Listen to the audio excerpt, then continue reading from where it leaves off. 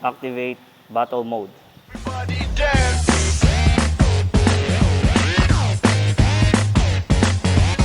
So this is our Bigold feature mga pare ko. Ang electric unicycle na recommended ko for beginner and pro user mga pare ko. Mismo to. Dahil napaka-safe niyang gamitin dahil malaki na ang gulong and then malapad pa ang gulong niya. So may anti-spin button na siya. Ayan. So pwede nyo siyang kargahin.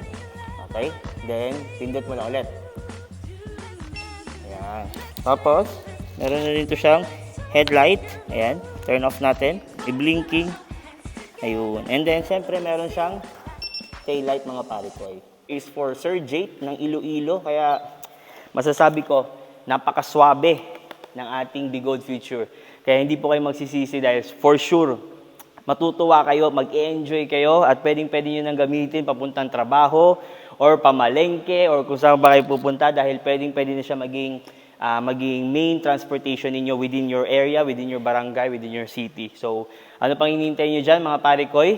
Bili na kayo sa Vintoys ng Bigold feature.